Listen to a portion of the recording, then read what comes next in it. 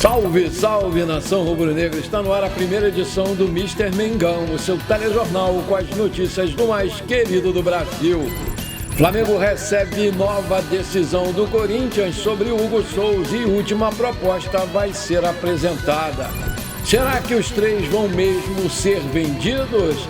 Flamengo anuncia pequena reformulação para 2025 com Felipe Luiz. Flamengo segue a sua preparação para o próximo compromisso da temporada contra o Fortaleza.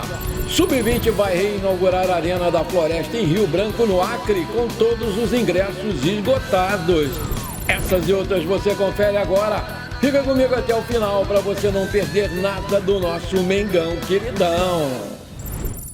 Olá você, muito bom dia. Uma novela que vem se arrastando no mercado da bola envolvendo o Flamengo, Corinthians e o goleiro Hugo Souza, também conhecido como Neneca. É o jogador que está emprestado lá ao Corinthians até dezembro, com passe fixado em 800 mil euros, 4,8 milhões de reais na atual cotação. Continua. O clube paulista tem a prioridade na compra até 30 de novembro, mas a negociação ganha contornos de drama, porque o Flamengo recusou mais um fiador apresentado pelo Timão para vender o goleiro dessa forma parcelada. O time paulista ofereceu uma garantia bancária de um banco desconhecido com sede na Colômbia e o Flamengo, com toda razão, quer ter um fiador que seja uma instituição mais confiável. Sim, existe essa possibilidade. No entanto, o Vinícius Visconti, diretor jurídico do Corinthians, vai fazer uma nova e última proposta ao Flamengo, com uma garantia mais robusta para fechar a compra do goleiro em 4 parcelas de 200 mil euros cada uma, afirmou Cartola numa entrevista ao programa Tabelando lá do Corinthians. Aspas, eu posso judicializar essa questão, caso o Flamengo também resolva criar dificuldades, fecha aspas. Completou o Vinícius. O diretor jurídico garante que o Hugo Souza vai ser comprado pelo clube paulista. Por outro lado, o Flamengo vê essa situação com bons olhos e conta com o desespero do rival Corinthians nessa negociação. Se o Timão não comprar o jogador até o dia 30 de novembro, o Mengão pode negociá-lo com outros clubes e por um valor bem superior.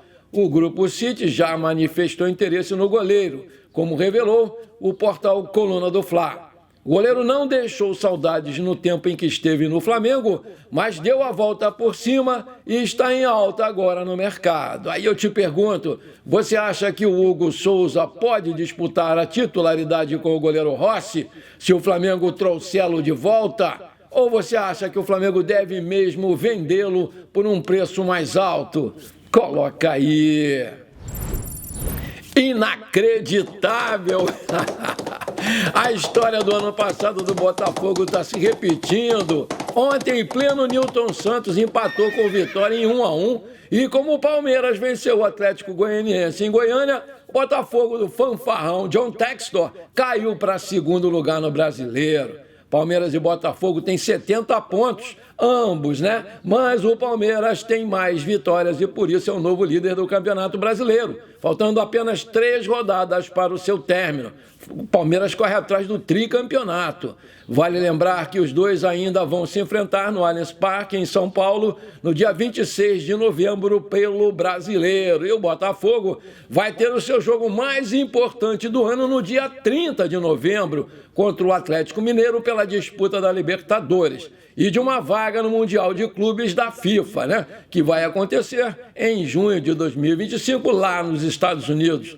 Esse jogo pela Libertadores vai ser disputado lá na Argentina.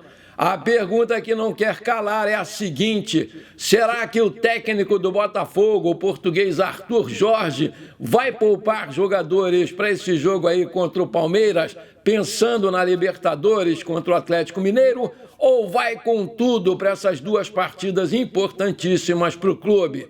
O que você faria se você fosse o Arthur Jorge? Você pouparia ou ia com tudo? Coloca aí.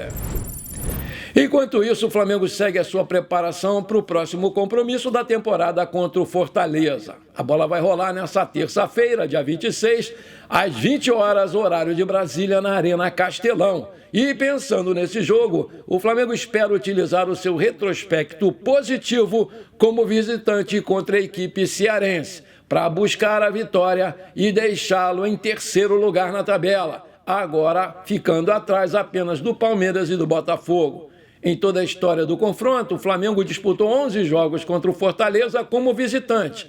São 6 vitórias do Mengão, 1 empate e 4 derrotas. Considerando todo esse histórico desses dois, eles já se enfrentaram 23 vezes, com 12 vitórias do Flamengo, 8 do Fortaleza e 3 empates. Esse jogo aí contra o Fortaleza é o chamado jogo de 6 pontos. Atualmente, o mais querido ocupa a 4ª colocação do Brasileirão, com 62 pontos. Já a equipe cearense está na 3ª colocação, com 64 pontos. Ou seja, em caso de uma vitória, o Flamengo sobe uma posição na tabela. Por outro lado, se perder, o Internacional vai conseguir passar o Flamengo se pelo menos empatar com o Red Bull Bragantino. E o Flamengo cai aí para a 5ª colocação, o que não vai acontecer. A CBF divulgou que o árbitro dessa partida vai ser o Anderson Daronco, mas ainda não confirmou o resto do quadro arbitral.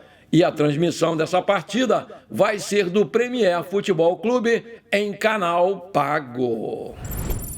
É o Flamengo fazendo história pelo Brasil, minha gente. No dia 24, a sua equipe sub-20 vai disputar um amistoso contra a equipe do Santa Cruz e esse jogo vai ser para celebrar a reabertura da Arena da Floresta, estádio em Rio Branco, no Acre. A partida está marcada para as 17 horas, horário de Brasília. A Arena da Floresta volta a receber um jogo depois de mais de 2 anos. Isso porque, em janeiro de 2023, a Justiça do Acre interditou o local, devido à falta de laudos técnicos. A última partida oficial realizada no estádio foi no dia 8 de maio de 2022, pela Série D do Campeonato Brasileiro. Vale ressaltar que a reforma custou em torno de 5 milhões de reais, segundo o secretário Ney Amorim. O governo do Acre disponibilizou 13 mil ingressos para esse amistoso entre Flamengo e Santa Cruz. Depois de 5 dias de abertura de vendas, todos os bilhetes foram comprados. Vale ressaltar que o Flamengo é dono da maior torcida na região norte, com mais de 20% de adeptos. A pesquisa foi realizada em agosto de 2024 pelo Estadão, em parceria com o Atlas Intel. O Mengão volta a disputar uma partida no norte depois de 6 meses. Porém, dessa vez o jogo será em Rio Branco, no Acre. A última vez que o Flamengo entrou em campo na região foi em maio, contra o Amazonas, num jogo válido pela ida da 3ª fase da Copa do Brasil. O jogo foi na Arena Amazônia, em Manaus, e terminou com a vitória do Flamengo apertada por 1-0 com o gol do Pedro. O Sub-20 do Flamengo espera fechar 2024 com mais uma vitória. Nessa temporada, o Mengão foi campeão da Libertadores de virada em cima do Boca Júnior por 2-1 e, posteriormente, conquistou o mundo ao derrotar o Olympiacos da Grécia, aqui no Maracanã, pela Copa Intercontinental de Clubes, se tornando, assim, o primeiro e único brasileiro a vencer esse título internacional. Parabéns, pessoal do Acre, a turma vai aí com tudo. Já visando o planejamento para a temporada de 2025, o Flamengo estaria voltando a jogar nos Estados Unidos na pré-temporada. No início de 2024, em um tour que fez no país norte-americano, jogou contra o Philadelphia Union e contra o Orlando City, com uma vitória e um empate, respectivamente. Segundo o portal Mundo Rubro-Negro, o Flamengo deve sim anunciar em breve essa temporada, que vai ser na Flórida, nos Estados Unidos. Inclusive, já teria até um jogo confirmado, mas só falta definir a data. No dia 19 de janeiro, o Flamengo vai enfrentar o São Paulo no Chase Stadium, casa do Inter Miami. Além dos paulistas, o Flamengo pode ter uma reedição da final da Libertadores 2019, enfrentando o River Plate, porém ainda não há nada confirmado porque depende de ajustes comerciais.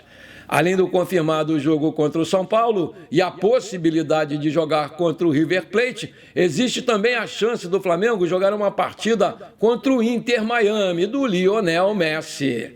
Com o novo calendário da CBF aprovado para 2025, alterado por conta da disputa do novo Mundial de Clubes, os estaduais tendem a começar já agora em janeiro. Ou seja, a pré-temporada do Flamengo nos Estados Unidos pode conflitar com os jogos do Carioca. E o Mengão deve começar jogando com o seu sub-20, as primeiras partidas, como fez no ano passado.